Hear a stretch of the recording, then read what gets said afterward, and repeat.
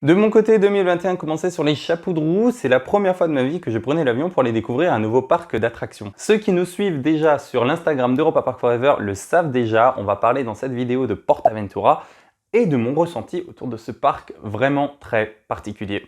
Allez hop, c'est parti.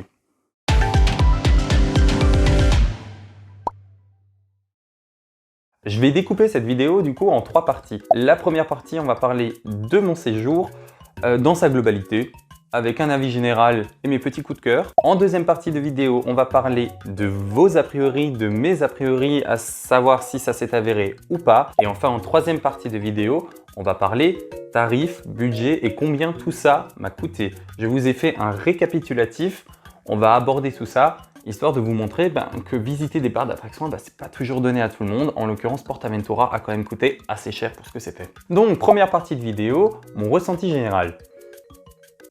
C'était chouette. Donc comment s'est déroulé notre séjour? Il s'est déroulé, on va dire, en 4 journées.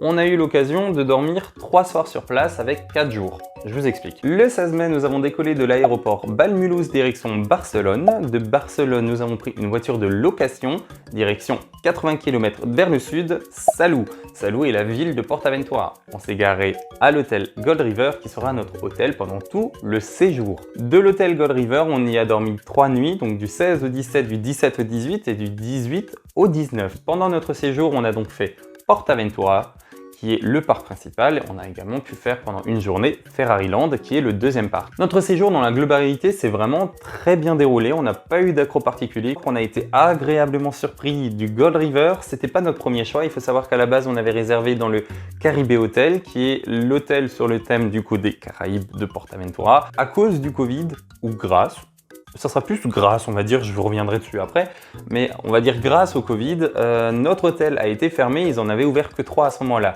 On a donc été délocalisé au Gold River. PortAventura a rouvert le 15. Jusqu'à 10 jours avant le début du séjour, on ne savait pas si on allait pouvoir y aller. 10 jours avant, ils ont annoncé « Ok, pas de souci, on a l'autorisation d'ouvrir, on n'ouvrira que à partir du 15 ». Autant vous dire qu'on était hyper contents. Hein. C'est vraiment le genre de nouvelle qu'on aime beaucoup, 10 jours avant de se dire on peut y aller quand même. Le 16, on est arrivé en fin d'après-midi du coup, on a eu l'occasion de déposer nos affaires, de vite fait nous changer et de, encore une fois, profiter du parc. On a pu donc profiter encore de la dernière heure d'ouverture, le parc fermé à 18 h, on est arrivé à 17 h dans le parc, on a pu encore une fois profiter de Shambhala qui était donc notre première montagne russe et première sensation après 7 mois de parc fermé. C'est beau. C'est beau, j'ai adoré. Le deuxième jour au matin a commencé par un test PCR, parce que ce qu'il faut savoir, c'est qu'à ce moment-là, PortAventura était accessible uniquement avec un test PCR. Celui qu'on a eu à l'aller était encore valable, mais pour le retour sur le territoire français, notre test de l'aller ne serait plus valable. On en a donc organisé un le matin dans une clinique à Salou, avec un résultat le soir, histoire d'être cohérent lorsqu'on reviendra sur le territoire français et qu'on n'ait pas de soucis avec les autorités françaises non plus. Une fois le test terminé, on est rentré sur les coups de 11 h, 11 h 15 dans Ferraryland. Ferraryland est leur deuxième parc qui nous est accessible qu'une seule fois, c'est-à-dire une fois que vous rentrez, vous en profitez, si vous ressortez, vous n'aurez plus l'occasion de rentrer du coup dedans. Ferraryland était un des parcs que j'attendais le moins, on va dire. J'ai été agréablement surpris, c'était vraiment très fun. J'ai adoré Red Force, c'est un petit bébé, un petit bijou pour moi, j'en attendais rien, on va dire plutôt le style de sensation que je cherchais. J'ai été scotché à tous les niveaux. Ferraryland terminé, on est reparti sur les coups de 16 h pour se diriger vers le parc principal et profiter encore des dernières heures du parc principal qui nous était en accès illimité donc. Le soir du 17, on a pu profiter de la piscine, ou d'une des piscines en tout cas, du Gold River. Ça nous a fait vraiment du bien, je vais pas vous le cacher, parce que on avait un petit vent, mais le soleil tapait quand même bien. Et j'étais quand même déjà bien rouge. Le 18 du coup, on a passé toute la journée dans PortAventura. On est plus ressorti, on a entièrement fait ce parc, on a également mangé sur place. Et enfin le 19, on est reparti en début d'après-midi, direction Bal-Mulhouse pour notre chemin du retour. Maintenant concernant mon avis, je m'estime pas grand parc fan, dans le sens où j'en ai fait beaucoup des parcs dans ma vie, j'en ai peut-être fait une dizaine, quasiment une vingtaine maintenant à l'heure actuelle, mais j'essaie quand même grosso modo ce que je cherche dans un parc d'attractions et j'arrive à les classer dans 3 catégories de parcs. Vous avez la première catégorie qui catégorise les parcs que je n'ai pas aimés, c'est aussi simple que ça. Là-dedans vous avez Movie Park par exemple. Movie Park, j'ai dans l'ensemble un mauvais souvenir.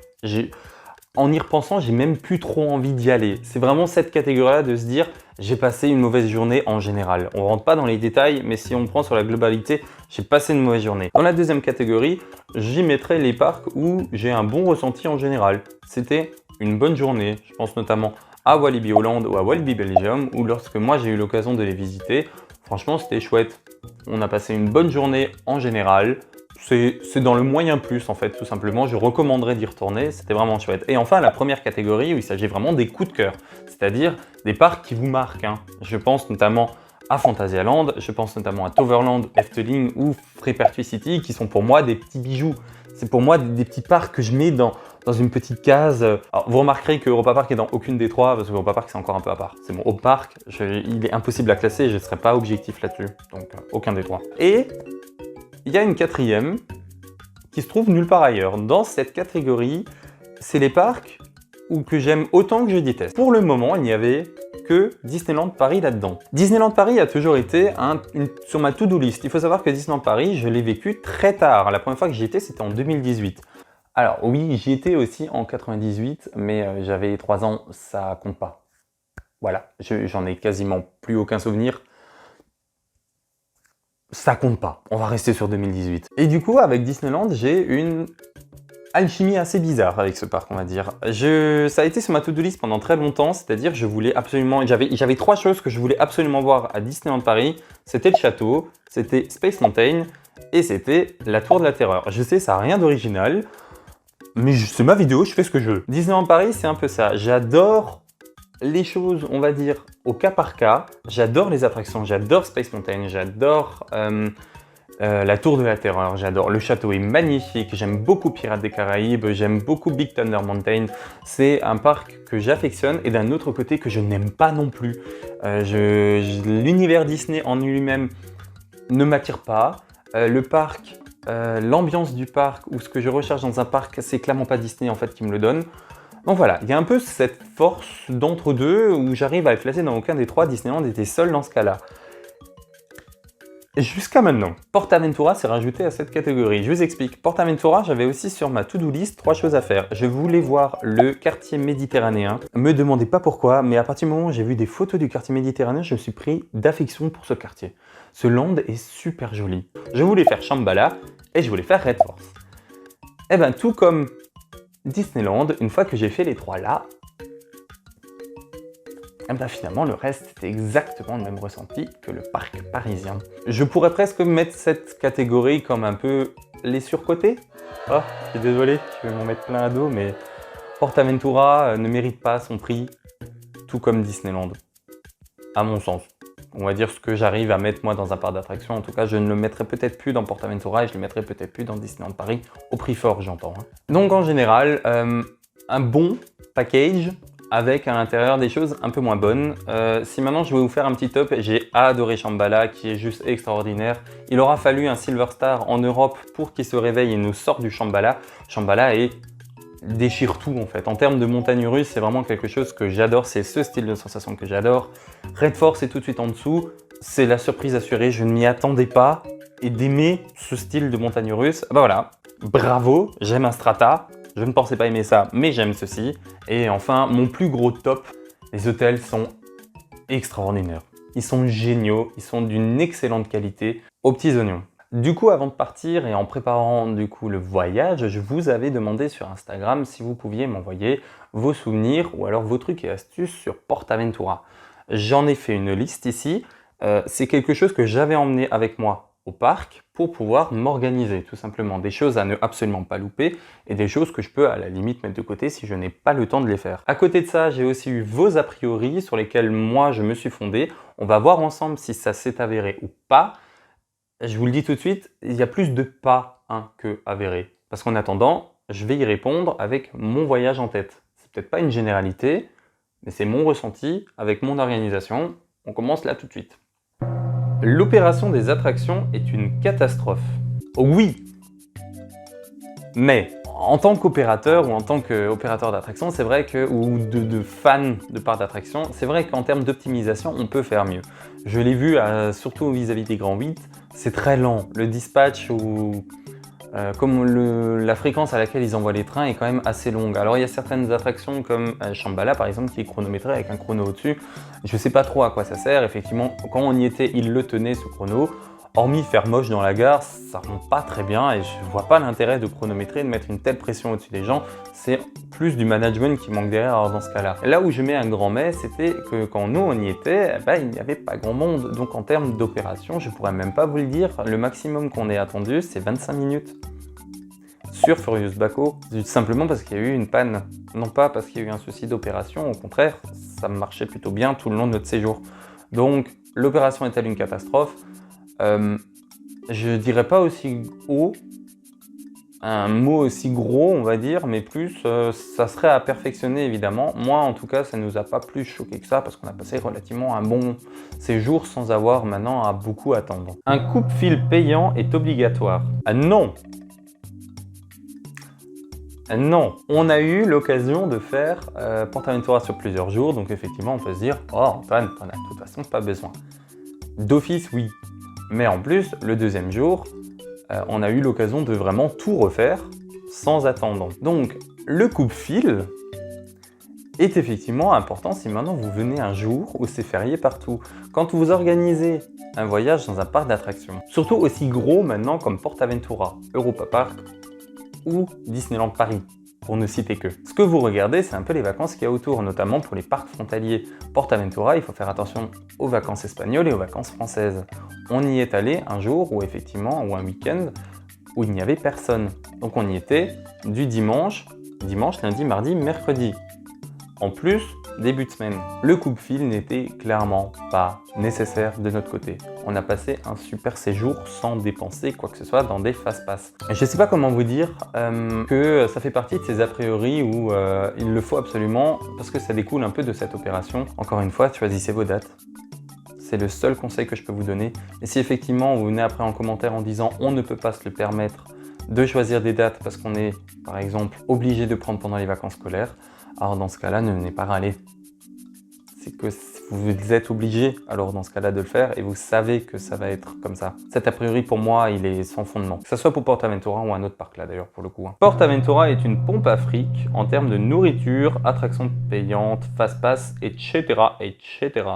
Un parc d'attractions comme PortAventura ou Disneyland Paris, d'ailleurs c'est quelque chose qui revient régulièrement pour le parc parisien également, ces parcs ne sont de pompe à fric que si vous leur donnez votre fric. Dans le sens où les fast-pass payants, ok soit, c'est payant, mais vous pouvez toujours choisir vos dates. Les attractions payantes, à PortAventura j'en ai compté 2, et encore quand nous on y était, elles étaient fermées. Il s'agit de leurs deux deux mazes, une sur la saga Rec et une dans le quartier Far West. Elles étaient fermées, mais l'un dans l'autre, je ne sais pas si j'aurais payé pour les faire. Le parc propose déjà beaucoup d'attractions sans forcément avoir besoin de payer. Les stands de foire, un peu comme à la foire du trône où il s'agit de pêcher les canards et compagnie, effectivement c'est payant, mais personne ne va vous forcer à payer pour ça, encore une fois. Vas-y, saute. Non? Tu vas faire du bruit? Non? Et pour la nourriture... Non! Et pour la nourriture, j'aurais du mal à vous juger étant donné qu'on a mangé principalement à l'hôtel et que sur place, on a fait que grignoter, souvent des trucs qu'on avait emmenés nous-mêmes. Et les quelques petits snacks qu'on a mangés à droite à gauche, j'ai pas trouvé ça excessivement cher. C'est dans le contexte d'un parc d'attractions, j'entends, hein, c'est pas plus cher qu'ailleurs. Effectivement, si vous preniez ça maintenant à un marché ou alors directement en Espagne, oui, ça peut paraître cher, mais par rapport au budget que vous allouez dans un parc d'attractions ou que les parcs d'attractions mettent en termes de tarifs, on est dans la moyenne. Hein. C'est pas plus cher qu'ailleurs en tout cas. Hein. Donc encore une fois, une pompe à fric uniquement si vous y mettez vous votre argent. Hein. C'est toujours ça. En tout et pour tout, avec nourriture sur le parc et extra, j'en ai eu pour 40 €. C'est encore à vous de vous gérer sur place. Hein. C'est pas au parc de le faire pour vous, parce que si vous laissez le parc gérer votre argent, alors là effectivement il va vous le soutirer, ça c'est clair et net. Hein. Ferrariland ne vaut pas qu'on s'y attarde de trop. Alors ça c'est, sans déconner, c'est un des a priori que j'ai eu le plus avec le truc des fast-pass.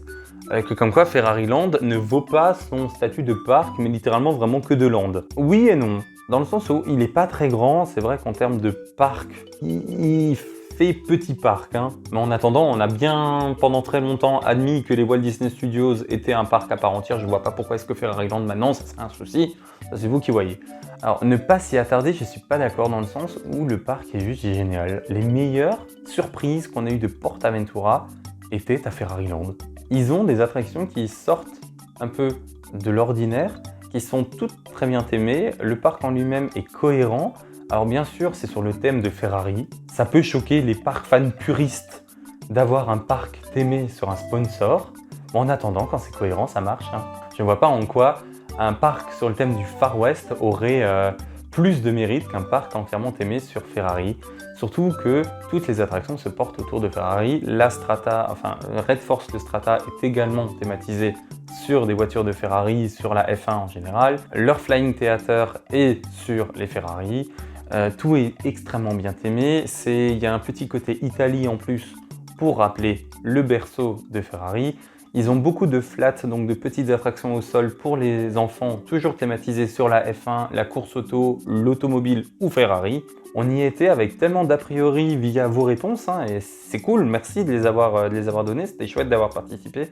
On a eu tellement d'a priori que quand on est arrivé et qu'on a aimé, eh ben on s'est même posé la question si on a eu un souci, enfin, ou si nous, on n'avait pas compris le parc de la même manière que les gens qui nous ont dit que ça valait pas le coup.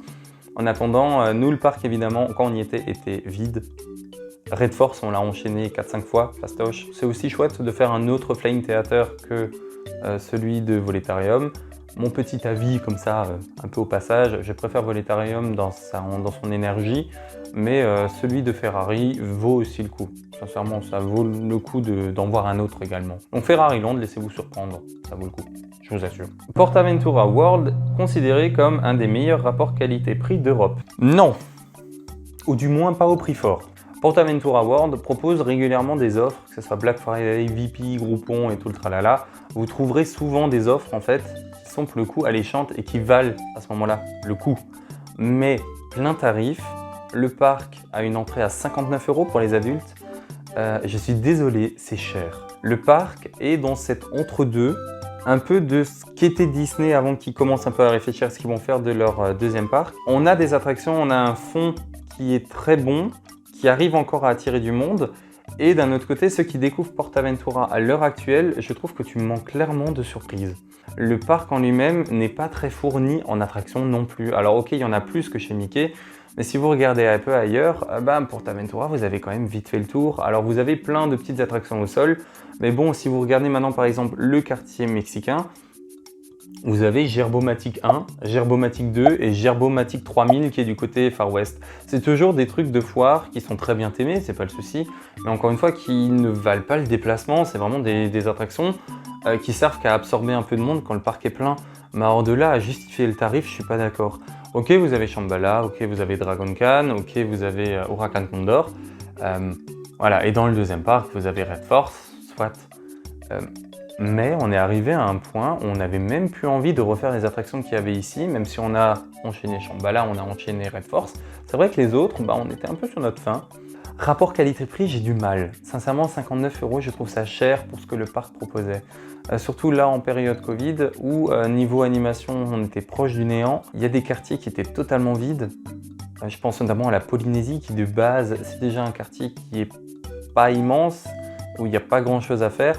Mais si en plus vous fermez Tutuki Splash et vous fermez, ils ont 4 attractions aquatiques sur les 4, il y en avait 3 qui étaient fermées, je trouve ça un peu lamentable quand même et qui te font quand même payer le prix fort.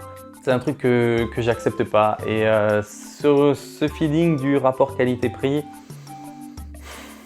non. Non, il est bon mais c'est clairement pas un des meilleurs. En tout cas en plein tarif je parle toujours, je parle pas des offres, les offres sont pour le coup très intéressantes. Les offres tout au long de l'année, là clairement, si on parle rapport qualité-prix par rapport aux offres, oui. En plein tarif, non. C'était donc vos a priori et nos a priori sur PortAventura. On va terminer sur une troisième et dernière partie. Il s'agit du budget alloué à ce séjour. Vous voyez à travers les vidéos d'Europa Park Forever ou alors d'autres youtubeurs spécialisés parcs ou attractions, on a l'occasion de souvent ou de beaucoup voyager, faire des parcs d'attractions. Ça peut vendre du rêve comme ça à proprement parler, c'est d'ailleurs pour ça que certains regardent nos vidéos, ça fait aussi un peu voyager et on est aussi heureux que vous puissiez voyager un peu avec nous via votre écran. d'un autre côté, je suis aussi partisan de vous dire que tout ça, ça a un budget, que ça s'organise et que c'est pas toujours donné à tout le monde. Je suis pas là à dire que moi j'en ai les moyens, au contraire, le budget qu'on a alloué à là a été pensé déjà depuis novembre de l'année d'avant, donc ça a été pensé 6 mois en avant. Hein. On a mis de l'argent de côté pour pouvoir le faire, on s'est arrangé d'avoir les bons plans au bon moment pour pouvoir y aller, parce que PortAventura n'est pas donné, il faut en plus prendre l'avion, moi j'habite en Alsace, d'Alsace jusqu'en Espagne, pour pouvoir bien en profiter, il vaut mieux prendre quand même l'avion. Hein. Et j'avais envie d'être transparent avec vous sur ce coup-là, sur comment on a organisé et quel budget on a alloué à ça. On va commencer du coup par l'avion. Donc on avait effectivement l'avion de Balmulhouse jusqu'à Barcelone. L'aller-retour nous a coûté 159 €. Je nuance un peu ce tarif qui peut paraître un peu grand. On voulait partir à la base en low cost, c'est ce qu'on a fait à l'aller. Malheureusement, on s'y est pris un peu tard, tout simplement parce que le parc n'avait pas encore annoncé ses réouvertures et on avait finalement que 10 jours pour s'organiser. Donc 10 jours, pour les gens qui prennent l'avion ou qui ont déjà pris l'avion, savent que à 10 jours de l'échéance, vous payez plein pot. Je pense que c'est de ce côté-là où vous pourrez peut-être encore grignoter quelques euros, voire même, je dirais même presque 50 € sur ce tarif-là. En tout cas, c'est ce que nous on a payé. Pour la voiture, alors j'englobe dans la catégorie voiture le parking de l'aéroport et également la voiture de loc. Le parking de l'aéroport nous a coûté du coup 43 € pour les 4 jours. La voiture de location était pour nous ce qu'on peut appeler presque du luxe. Il faut savoir que PortAventura bosse avec une agence de bus pour faire la navette. La navette coûte 15 € aller-retour, ça fait 7,50 € l'aller. C'est pas très cher, mais vous êtes dépendant du coup des horaires de bus. Nous, ça nous arrangeait vraiment pas du tout. Je vais être franc avec vous, on aurait dû rester quasiment 2 heures à l'aéroport à attendre pour après faire 2 heures de bus parce que le bus ne va pas direction PortAventura en direct. Vous ferez plusieurs arrêts entre, sachant qu'entre l'aéroport et PortAventura en voiture, vous en avez pour 45 minutes à 1 heure. Voilà, et là vous prenez quand même 2 heures. C'était vraiment pas cohérent avec ce qu'on avait prévu pour les avions, donc on a pris la voiture de loc. Donc la voiture de loc nous a coûté 73 € pour les 4 jours. On a pris la formule Key2Go, dans le sens où on a payé un peu plus cher pour ne pas avoir trop de caution non plus, parce que ça il faut faire attention. Si vous arrivez et que vous louez une voiture sur place, on peut vous prendre 1 500 € qu'on vous débite tout de suite. Dans le sens où on vous le rendra que quand la voiture sera revenue en état de laquelle vous l'avez prise. Ces 1 500 €, il faut faire attention aussi quand vous partez à l'étranger qu'ils ne vous bloquent pas votre carte bancaire. Donc voyez avec votre banque avant de partir si vous avez les fonds nécessaires pour qu'on vous prête 1 500 € et que vous ne soyez pas dans le rouge le temps de votre séjour. Même si on vous le rend à la fin, ça peut quand même faire un peu jouer, ça peut jouer sur vos dépenses. Donc nous on a pris 73 € c'était à ce moment-là le truc le plus cher, on va dire, pour la voiture qu'on a pris.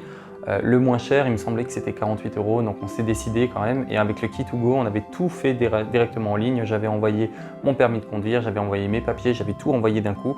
Du coup, quand on est arrivé, notre voiture était déjà prête. On avait juste besoin de venir, de s'enregistrer avec un code qu'ils nous avait envoyé, prendre la voiture et on était parti. Donc ça, c'est aussi, vous gagnez quand même énormément de temps. Au lieu d'être à l'agence de location directement à vouloir faire la file, vous allez directement à votre voiture et elle vous attend. Voilà. Et enfin, on a mis dans cette voiture 25 € d'essence. Voilà. L'autre budget, du coup, c'est PortAventura World directement. Donc le séjour en tant que tel, donc ces 4 jours-là avec ces 3 nuits en demi-pension, on a pris, donc c'est-à-dire qu'on mangeait le soir, mais que le buffet était compris dans le prix. Ça nous a coûté 264 € par personne. Alors, ça paraît pas très cher comme ça, et c'est juste, parce que normalement c'est le double, tout simplement parce qu'on a pris notre séjour, on l'a pris en Black Friday. Voilà, donc quand je vous disais 6 mois en avance, c'était pas des conneries, en fait, c'était littéralement au mois de novembre, lorsqu'ils ont fait les Black Friday, ils ont proposé des séjours à prix réduit mais monstrueux. On a eu notre séjour à moins 50% en demi-pension. C'est assez ouf, sachant que moi je ne connaissais pas plus PortAventura World que ça, donc je ne savais pas le soir où aller manger ou comment ça se passait. J'ai préféré jouer la carte de la sécurité et me prendre une demi-pension. Mais alors 264 € pour 3 nuits en demi-pension, avec accès illimité PortAventura et un jour à Ferraryland, c'est donné. Là, pour le coup, c'est donné. Ça, j'avoue, 264 €, je repartirai pour ce tarif-là, hein, ça c'est clair. J'englobe également dans PortAventura World, du coup, nos extras. Comptez pour moi, en tout cas de mon côté, 40 € d'extra. Là-dedans, comptez la nourriture mangée sur place, principalement du grignotage parce qu'on mangeait bien le matin et on mangeait bien le soir et du coup, c'était principalement du grignotage qu'on mangeait sur place et les quelques souvenirs que j'ai emmenés à 2-3 personnes. Voilà. Donc tout ça, ça englobe PortAventura World. Alors vous vous dites, bon bah c'est bon, on a fait le tour. Mais non, on n'a pas fait le tour. Si vous avez suivi un peu plus tôt, je vous ai dit on a fait un test PCR. Ce test PCR en Espagne est payant. Le test PCR était à 125 €. Aïe. Donc 125 € de PCR encore à rajouter au budget, ça fait mal. Ça a fait très mal ce jour-là, mais c'était compté dans le budget également quand on l'avait préparé et on s'était préparé à ces 125 € en tout cas. Si vous voulez encore une fois faire des économies, si ça se trouve quand vous souhaiterez y aller, ces 125 €, vous n'en aurez plus besoin. Soit ils ne le demanderont plus, soit vous serez peut-être tout simplement vacciné. Donc avant de clôturer tout ça, si vous additionnez un peu tout ça, vous êtes à un peu plus de 700 €. Ce tarif, si je vous le donnais tel quel, ça serait vous mentir, tout simplement parce qu'il y a quelques trucs là-dedans où on s'est partagé, du coup avec mon ami, avec qui je suis parti à PortAventura. Tout ce qui est budget voiture, divisez ça par 2. Et ça vous donnera ce que moi j'ai payé, c'est-à-dire 658,50 €. C'est cher. Je ne vais pas vous le cacher, c'était un budget, quand on a réservé ça au mois de novembre, je ne pensais pas dépenser autant là-dedans. D'ici le mois de novembre, on a eu l'occasion de se préparer, on va dire, de voir la chose arriver et de mettre un peu plus de côté compte tenu de toutes les dépenses qu'on allait avoir derrière, notamment le test PCR à 125 € qui était clairement pas prévu lorsqu'on avait réservé au mois de novembre. Là où je veux en venir encore une fois, c'est pas pour étaler ma richesse et vous dire vous avez vu ce que j'ai réussi à m'offrir avec ça, c'est pour vous confronter à la réalité. Et je vais pas vous cacher non plus que le fait d'avoir claqué 658 € maintenant dans ce séjour m'a fait annuler beaucoup d'autres projets d'un autre côté. Je suis hyper content d'être allé à PortAventura, je ne regrette pas d'y être allé, ça m'a fait un bien fou de découvrir un nouveau parc. L'air méditerranéen m'a aussi fait un bien fou, ça faisait quand même 7 ans que j'avais pas vu la mer, alors ok, je m'y suis pas baigné, mais le climat méditerranéen m'avait clairement manqué. On était engagé pour le faire, donc sur le coup on s'était encore organisé. À l'avenir, si j'y retournerai, ça ne sera clairement plus à ce tarif-là. C'était pour vous montrer que derrière toutes ces vidéos de youtubeurs qui partent faire des parcs, il y a aussi ce genre de budget à penser. Je sais, c'est pas glamour, ça fait pas rêver, ça fait pas voyager, mais j'avais envie d'être transparent encore une fois avec vous. J'espère que ma transparence vous a plu quand même, que vous ayez un aperçu peut-être de ce que ça vaut de partir à PortAventura. Libre à vous de reprendre cette feuille de route là, libre à vous aussi de faire des économies là où vous pouvez et c'est ce que je vous souhaite parce qu'à ce tarif là il ne faut pas y retourner. Voilà, c'est fait, je l'ai fait cette vidéo. Je voulais aussi revenir sur le fait que j'ai mis assez longtemps à sortir de cette vidéo tout simplement parce que PortAventura était assez spécial pour moi. Comme je l'ai dit un peu précédemment, j'étais un peu mitigé entre les deux et plus le temps avançait et plus je me disais c'était pas ouf non plus à certains moments et j'estime que il me fallait un petit temps de réflexion, un petit temps il faut que je me pose, il faut que je pèse le pour et le contre un peu de ce séjour qui a quand même coûté un bras. Et je voulais pas non plus vous faire une vidéo tout feu tout flamme en rentrant en disant que c'était extraordinaire, qu'il faut le faire et compagnie. J'avais pas prévu de base non plus de vous dire mon tarif, quelque chose que je m'y suis repris un peu plus tard en discutant avec Arnaud. On est revenu sur ça où effectivement je me suis dit non, ça vaut le coup quand même de vous en parler et de vous mettre face à la réalité des faits. Mais d'un autre côté, merci à vous d'avoir suivi cette vidéo. J'espère avoir pu répondre à toutes les questions que j'ai encore de PortAventura. Si ce n'est pas le cas, n'hésitez pas à m'envoyer des questions sur Twitter, sur Facebook, sur Instagram ou sur Discord. Tous nos réseaux sociaux, du coup, ça sera un plaisir d'y répondre ou de discuter autour de PortAventura. N'hésitez pas non plus à me dire en commentaire si vous êtes d'accord ou pas avec mes affirmations. Encore une fois, c'est purement subjectif, ça découle uniquement de mon séjour. N'hésitez pas à mettre vos ressentis dans les commentaires pour que ceux qui souhaitent peut-être partir à PortAventura puissent aussi se baser sur vos ressentis du coup que vous avez en commentaire. Sinon d'ici là, j'espère que vous vous portez bien, que vous êtes en pleine santé et on se retrouve très vite pour une nouvelle vidéo sur EPF+. À la prochaine!